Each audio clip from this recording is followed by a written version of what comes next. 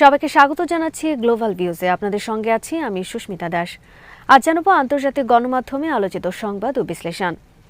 আরব বিশ্বের সিংহভাগ মানুষ ইসরায়েলের সঙ্গে সম্পর্ক স্বাভাবিক করার ঘোর বিরোধী। সম্প্রতি ওয়াশিংটন ডিসি ভিত্তিক আরব সেন্টার পরিচালিত এক বিশাল জনমত জরিপে এই তথ্য উঠে এসেছে। জরিপে অংশগ্রহণকারীদের একটি বড় অংশ ইসরায়েলকে তাদের অঞ্চলের জন্য প্রধান হুমকি হিসেবে চিহ্নিত করেছেন।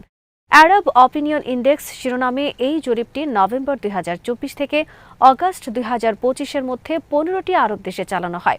40,130 জন উত্তরদাতার সরাসরি সাক্ষাৎকারের ভিত্তিতে তৈরি এই প্রতিবেদনে দেখা গেছে প্রায় 28% উত্তরদাতা ইসরায়েলকে তাদের দেশের জন্য 1 নম্বর হুমকি মনে করেন। এরপরই রয়েছে যুক্তরাষ্ট্র, বিশেষ করে লেভান্ট অঞ্চলে অর্থাৎ ইরাক, জর্ডান, লেবানন, ফিলিস্তিন ও সিরিয়ায় এই হার সবচেয়ে বেশি, প্রায় 58%। জরিপে অংশগ্রহণকারী 87% মানুষ ইসরায়েলকে রাষ্ট্র হিসেবে স্বীকৃতির বিরোধিতা করেছেন। মাত্র 6% মানুষ এর পক্ষে মত দিয়েছেন। বিরোধিতার প্রধান কারণ হিসেবে তারা উল্লেখ করেছেন ইসরায়েল একটি দখলদার ও ঔপনিবেশিক রাষ্ট্র এবং এটি আরব দেশগুলোর সম্পদ ও ভূখণ্ড নিয়ন্ত্রণে আগ্রহী। 80% উত্তরদাতা মনে করেন ফিলিস্তিন সংকট কোনো একক দেশের সমস্যা নয়, বরং এটি পুরো আরব বিশ্বের একটি যৌথ ইস্যু। জর্ডান, তিউনিসিয়া, আলজেরিয়া এবং কুয়েতে এই হার 90%-এর ওপরে। সৌদি আরবে ইসরায়েলকে স্বীকৃতির বিরোধিতা সবচেয়ে কম, 61%। তবে সেখানকার 30% উত্তরদাতা এই বিষয়ে কোনো মন্তব্য করতে রাজি হননি বা জানি না বলে এড়িয়ে গেছেন। প্রতিবেদনে বাশার আল আসাদ সরকারের পতনের পর সিরিয়ার জনগণের রাজনৈতিক দৃষ্টিভঙ্গি নিয়ে প্রথমবারের মতো স্বাধীন তথ্য প্রকাশ করা হয়েছে। 88% সিরীয় মনে করেন ইসরায়েল সিরিয়ার নিরাপত্তা ও স্থিতিশীলতার জন্য হুমকি। আসাদ সরকারের পতনের পর 60% সিরীয় নাগরিক আশা, সুখ ও নিরাপত্তা বোধ করছেন বলে জানিয়েছেন। গবেষক লাইলা ওমর জানান, এটি আরব বিশ্বের সবচেয়ে বড় জনমত জরিপ। 1000 গবেষকের একটি দল এই তথ্য সংগ্রহে কাজ করেছেন। নিরাপত্তা পরিস্থিতির কারণে সৌদি আরব ও তিউনিসিয়ায় কিছু ক্ষেত্রে টেলিফোনে সাক্ষাৎকার নেওয়া হয়েছে। এই জরিপ স্পষ্ট করে দিচ্ছে আব্রাম অ্যাকর্ডস বা বিভিন্ন দেশের সরকারের সঙ্গে ইসরায়েলের চুক্তির পরও সাধারণ আরব জনগণের হৃদয়ে ইসরায়েল বিরোধী মনোভাব আগের মতোই প্রবল। যুক্তরাজ্য ভিত্তিক মানবাধিকার ও প্রতিবাদী সংগঠন প্যালেস্টাইন অ্যাকশনের ওপর আরোপিত সরকারি নিষেধাজ্ঞা ও একে সন্ত্রাসী সংগঠন হিসেবে তালিকাভুক্ত করার সিদ্ধান্তকে বেআইনি বলে রায় দিয়েছেন ব্রিটিশ আদালত। যুক্তরাজ্য সরকার সম্প্রতি প্যালেস্টাইন অ্যাকশনকে একটি নিষিদ্ধ সন্ত্রাসী সংগঠন হিসেবে ঘোষণা করেছিল। গ্রুপটি মূলত ইসরায়েলের কাছে অস্ত্র বিক্রি বন্ধের দাবিতে যুক্তরাজ্যে অবস্থিত ইসরায়েলি অস্ত্র কারখানাগুলো, বিশেষ করে এলবিট সিস্টেমসের সামনে বিক্ষোভ এবং সরাসরি প্রতিবাদ কর্মসূচি পালন করে থাকে। সরকারের এই সিদ্ধান্তের বিরুদ্ধে আদালতে আপিল করেছিল সংগঠনটি। আদালত তার রায়ে জানিয়েছে, কোনো গোষ্ঠীকে সন্ত্রাসী হিসেবে ঘোষণা করার জন্য যে ধরনের আইনি ভিত্তি ও অকাট্য প্রমাণের প্রয়োজন হয়, প্যালেস্টাইন অ্যাকশনের ক্ষেত্রে সরকার তা যথাযথভাবে উপস্থাপন করতে পারেনি। আদালত মনে করে রাজনৈতিক প্রতিবাদ এবং নাগরিক অবাধ্যতাকে সরাসরি সন্ত্রাসবাদ হিসেবে আখ্যা দেওয়া আইনের অপব্যবহার। ব্রিটিশ স্বরাষ্ট্র মন্ত্রণালয় আদালতের এই রায়ে অসন্তোষ প্রকাশ করেছে। সরকারের পক্ষ থেকে জানানো হয়েছে তারা এই রায়ের বিরুদ্ধে উচ্চ আদালতে আপিল করবে। সরকারের যুক্তি হলো এই গ্রুপটির কর্মকাণ্ড জননিরাপত্তা এবং জাতীয় স্বার্থের জন্য হুমকি। আদালতের এই রায়কে ন্যায় বিচারের জয় হিসেবে দেখছে প্যালেস্টাইন অ্যাকশন। তাদের এক বিবৃতিতে বলা হয়েছে, সরকার আমাদের কণ্ঠরোধ করতে এবং ইসরায়েলি যুদ্ধাপরাধে তাদের অংশীদারিত্ব আড়াল করতে চেয়েছিল, কিন্তু আদালত আজ প্রমাণ করেছে ফিলিস্তিনের পক্ষে দাঁড়ানো কোনো অপরাধ নয়। রায়টিকে যুক্তরাজ্যে ফিলিস্তিনপন্থী আন্দোলনকারীদের জন্য একটি বড় বিজয় হিসেবে দেখা হচ্ছে। ইয়েমেনের আনসারাল্লাহ আন্দোলনের প্রধান সৈয়দ আব্দুল মালিক আল হুথি এক ভাষণে আঞ্চলিক যুদ্ধের আশঙ্কা প্রকাশ করে ইসরায়েল এবং যুক্তরাষ্ট্রের কঠোর সমালোচনা করেছেন। পবিত্র রমজান মাস উপলক্ষে দেওয়া এই ভাষণে তিনি ফিলিস্তিন, লেবানন ও সিরিয়ার বর্তমান পরিস্থিতি তুলে ধরেন এবং জেফ্রি এফস্টাইন কেলেঙ্কারি নিয়ে চাঞ্চল্যকর মন্তব্য করেন। আল হুথি বলেন, ইসরায়েল এবং যুক্তরাষ্ট্র একটি নতুন আঞ্চলিক সংঘাতের প্রস্তুতি নিচ্ছে। তারা এই অঞ্চলের সব মানুষের ওপর একক নিয়ন্ত্রণ প্রতিষ্ঠা করতে চায়, যেখানে ইরান তাদের জন্য প্রধান বাধা। তিনি বলেন, ইসরায়েল একদিকে হিজবুল্লাহ নিরস্ত্রীকরণের দাবি করছে, অন্যদিকে নিজের সামরিক সক্ষমতা বৃদ্ধি করছে এবং বসতি স্থাপনকারীদের সশস্ত্র করছে।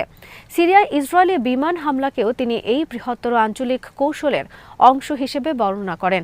গাজার পরিস্থিতিকে অত্যন্ত গুরুতর উল্লেখ করে তিনি বলেন, ইসরায়েল গাজায় সশস্ত্র অপরাধী চক্র তৈরি করে তাদের সঙ্গে সহযোগিতা করছে। এছাড়া পশ্চিম তীরে ফিলিস্তিনিদের অস্তিত্ব মুছে ফেলে তার সম্পূর্ণ দখলের চক্রান্ত চলছে বলেও তিনি উল্লেখ করেন। ভাষণের এক অংশে আল হুথি কুখ্যাত জেফ্রি এপস্টাইন কেলেঙ্কারির প্রসঙ্গ টেনে আনেন। তিনি বলেন, প্রকাশিত নথিপত্রগুলো থেকে প্রমাণিত হয় যে এটি জায়নবাদের একটি বাসা, যেখান থেকে বিশ্ব নেতারা তৈরি হয়। তিনি বলেন, এপস্টাইন ফাইলে শিশুদের টার্গেট করে পরিচালিত শয়তানি আচার এবং জঘন্য অপরাধের প্রমাণ পাওয়া গেছে, যা বৈশ্বিক ক্ষমতার কাঠামোর ভেতরে থাকা চরম নোংরামির বহিঃপ্রকাশ। আল হুথি তার বক্তব্যে মুসলিম বিশ্বকে সতর্ক করে বলেন, বর্তমান পরিস্থিতি একটি জটিল মোড়ে দাঁড়িয়ে আছে এবং সাম্রাজ্যবাদী শক্তির বিরুদ্ধে সম্মিলিত প্রতিরোধ গড়ে তোলা প্রয়োজন। গাজায় চলমান মানবিক বিপর্যয় নিয়ে গভীর উদ্বেগ প্রকাশ করেছে সৌদি আরব। দেশটির পররাষ্ট্র মন্ত্রণালয় জানিয়েছে, যখন গাজায় প্রতিদিন নিরীহ মানুষের মৃত্যু অব্যাহত রয়েছে, তখন ইসরায়েল পুনর্গঠন প্রক্রিয়ার জন্য অবাস্তব শর্ত জুড়ে দিচ্ছে। সৌদি আরব এক বিবৃতিতে জানিয়েছে, গাজায় ইসরায়েলি সামরিক অভিযানের ফলে সৃষ্ট প্রাণহানি এবং ধ্বংসলীলা অবিলম্বে বন্ধ হওয়া প্রয়োজন। দেশটি আন্তর্জাতিক সম্প্রদায়কে দ্রুত কার্যকর পদক্ষেপ নেওয়ার আহ্বান জানিয়েছে। ইসরায়েলি কর্তৃপক্ষ জানিয়েছে, গাজা উপত্যকার সম্পূর্ণ নিরস্ত্রীকরণ না হওয়া পর্যন্ত তারা কোনো প্রকার বড় ধরনের পুনর্গঠন বা নির্মাণ সামগ্রী প্রবেশের অনুমতি দেবে না। ইসরায়েলের দাবি, হামাস বা অন্য কোনো সশস্ত্র গোষ্ঠী যাতে ভবিষ্যতে পুনরায় শক্তিশালী হতে না পারে তা নিশ্চিত করাই তাদের মূল লক্ষ্য। ত্রাণ সংস্থাগুলো সতর্ক করে দিয়ে বলেছে, ইসরায়েলের এই শর্ত গাজার সাধারণ মানুষের কষ্টকে দীর্ঘস্থায়ী করবে।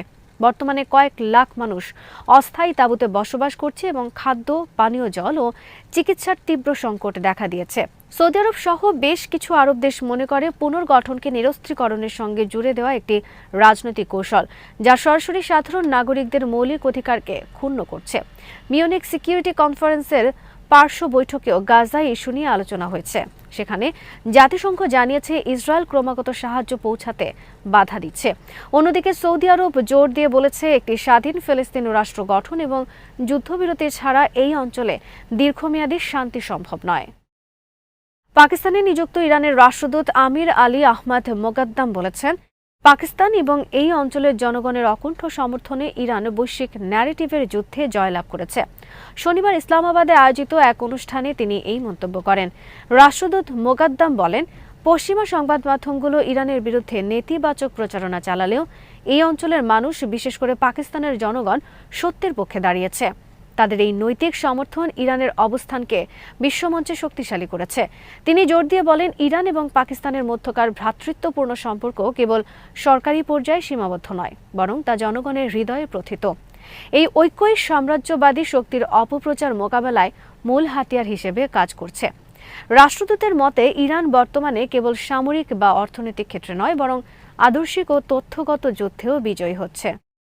তিনি ফিলিস্তিন ইস্যুতে পাকিস্তানের জোরালো অবস্থানের প্রশংসা করে বলেন, মুসলিম দেশগুলোর এমন ঐক্যই আগামীর পথপ্রদর্শক। অনুষ্ঠানে দুই দেশের মধ্যে বাণিজ্যিক ও সাংস্কৃতিক বিনিময় বৃদ্ধির ওপর গুরুত্ব আরোপ করা হয়। মোকাদ্দাম বলেন, ইরান সবসময় প্রতিবেশীদের সঙ্গে শান্তি ও সহযোগিতার সম্পর্ক বজায় রাখতে প্রতিশ্রুতিবদ্ধ। জাতিসংঘের কমিশন ফর সোশ্যাল ডেভেলপমেন্টের ৬৫তম অধিবেশনে ভাইস চেয়ারম্যান হিসেবে নিযুক্ত হয়েছেন ইরানি প্রতিনিধি আব্বাস তাজিক। এই কমিশন হল জাতিসংঘের ইকোনমিক অ্যান্ড সোশ্যাল কাউন্সিলের একটি উপদেষ্টা সংস্থা, যা ১৯৪৬ সাল থেকে বৈশ্বিক সামাজিক উন্নয়ন নিয়ে কাজ করছে। নিউ ইয়র্কে জাতিসংঘের সদর দপ্তরে অনুষ্ঠিত ৬৪তম অধিবেশন শেষে নতুন এই কমিটি ঘোষণা করা হয়। ৬৫তম অধিবেশনে পর্তুগালের স্টেফানো গুয়েরা চেয়ারম্যান এবং ইরানের আব্বাস তাজিকের পাশাপাশি আজারবাইজানের শাহরিয়ার হাসজিয়েভ ভাইস চেয়ারম্যান হিসেবে দায়িত্ব পালন করবেন। অধিবেশনে ইরানি প্রতিনিধি জাতিসংঘের প্রতিবেদনে প্রকাশিত বিভিন্ন সূচকের কথা উল্লেখ করে ইরানের জাতীয় মানব উন্নয়ন খাতের অর্জনগুলো তুলে ধরেন। এবারের আলোচনার মূল প্রতিপাদ্য ছিল সমন্বিত, ন্যায়সঙ্গত এবং অন্তর্ভুক্তিমূলক নীতির মাধ্যমে সামাজিক ন্যায় বিচার ও উন্নয়ন ত্বরান্বিত করা।